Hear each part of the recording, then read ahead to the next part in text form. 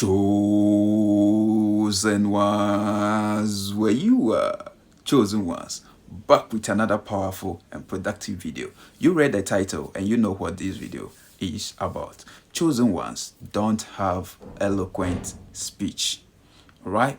And this is the reason why in your family people don't respect you, because you are not the type that you are the extrovert type. You are not the type that you love to always be in the presence of people, to be mingling with people, to be socializing with people. No, chosen ones are not that kind of people, right? They are introverts. They love to be with themselves, right? They always love to be indoor, right?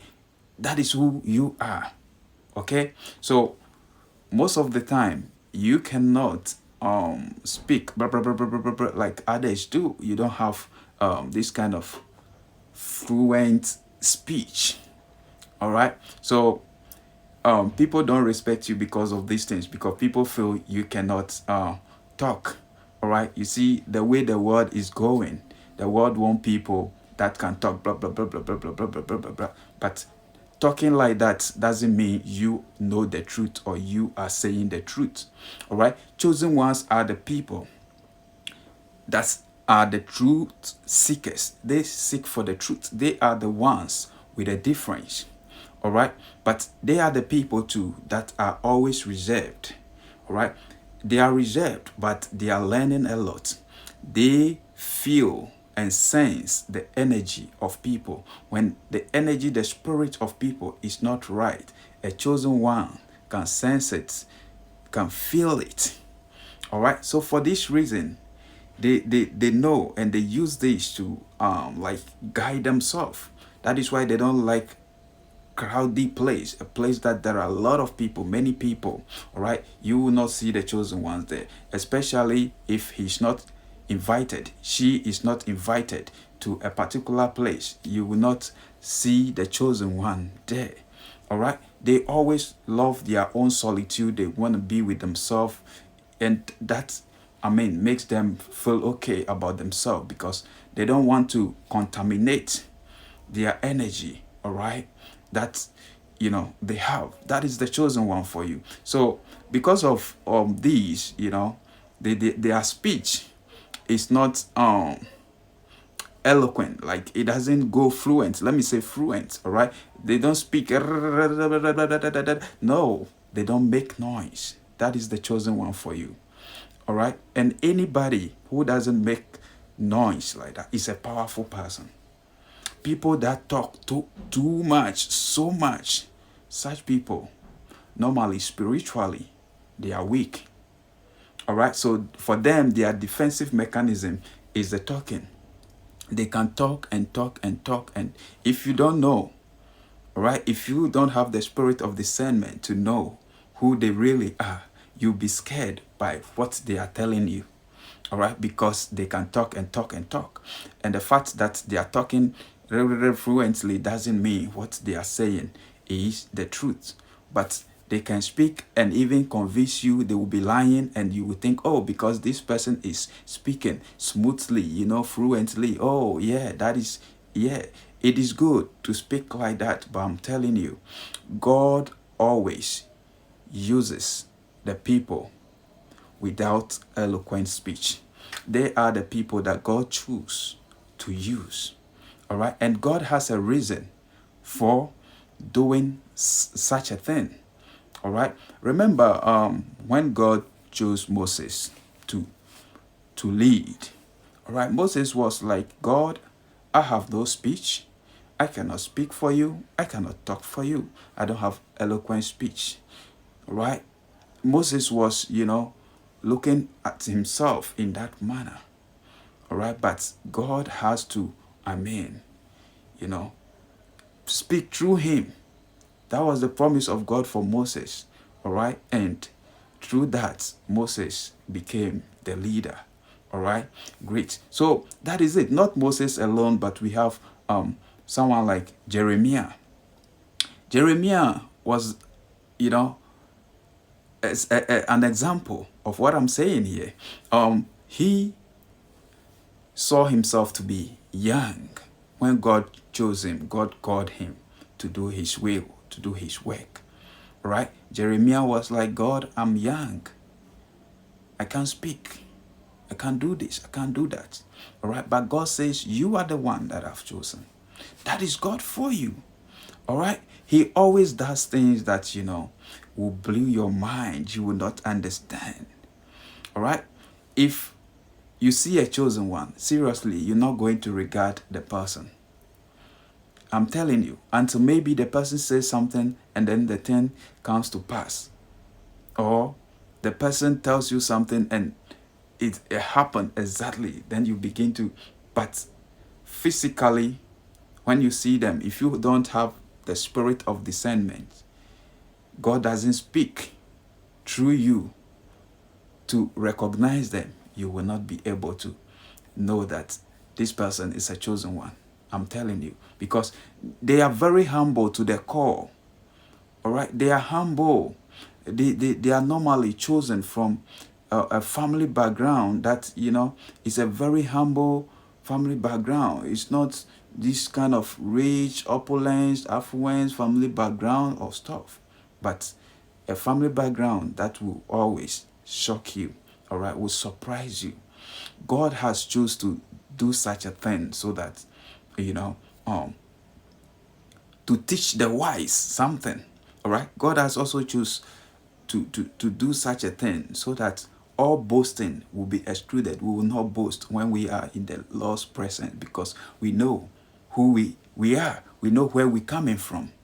All right, that is why a chosen one goes through a lot. A chosen one comes from family that is humble, but a lot of attack, a lot of things. All these things are to humble you, to make you to be meek, to make you to be egoless, so that all boasting will be excluded. All right, so what you're going through is crafting you, is shaping you to the person God wants you to be.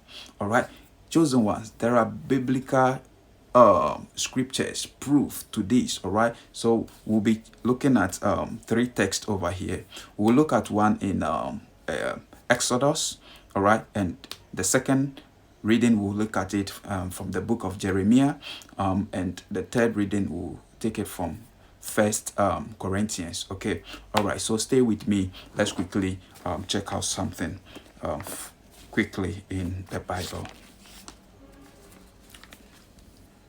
Exodus.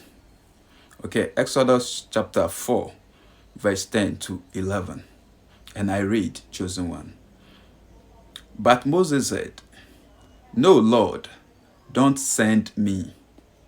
I have never been a good speaker." You see, I have never been a good speaker. I don't have eloquent speech. Lord, don't send me. That was what Moses was saying. And I haven't become one since you began to speak to me. I am a poor speaker, slow and hesitant. All right, you see, then the Lord said to him, all right, so that is it. All right, let's move on to the second reading, chosen ones, quickly. The second reading is in Jeremiah, Jeremiah chapter 1, verse 7 to 9. Okay, and I read. It says, "But the Lord said to me, do not say that you are too young, but go to the people I send you to, and tell them everything I command you to say. Do not be afraid of them, for I will be with you to protect you. I, the Lord, have spoken." The verse 9. Then the Lord stretched out his hand, touched my lips, and said to me, "Listen, I am giving you the words you must speak." All right, so the Lord always qualifies the people he has chosen. All right, you may look like a disqualified person, but when God chose you, he will qualify you, all right, to do his future will. He knows what he's doing. All right, great. I want us to look at the last text, okay, from the book of First Chronicles chapter 1, verse 26 to 29. All right, and I read, it says, "Now remember what you were, my brothers and sisters, when God called you, that is, when God chose you. From the human point of view, few of you were wise or powerful or of high social standard." All right, that means you were not from a wealthy family or a wealthy home, or you weren't a powerful person or a wise person, but the Lord chose you. The verse 27 says, "God purposely choose what the world considers nonsense," all right, in order to shame the wise. I love that. God purposely choose what the world considers nonsense in order to shame the wise. And he choose what the world considers weak in order to shame the powerful. That is God for you. All right. The verse 28. He choose what the world looks down on and despises, and thinks is nothing, in order to destroy what the world thinks is important. The verse 29. This means that no one can boast in God's presence. All right. So God decide to do this so that all boasting will be what? Will be excluded. All right. So he chooses the people that are weak, the people that are from a humble background, a family that is not wealthy, that is not opulence, that is not of affluence.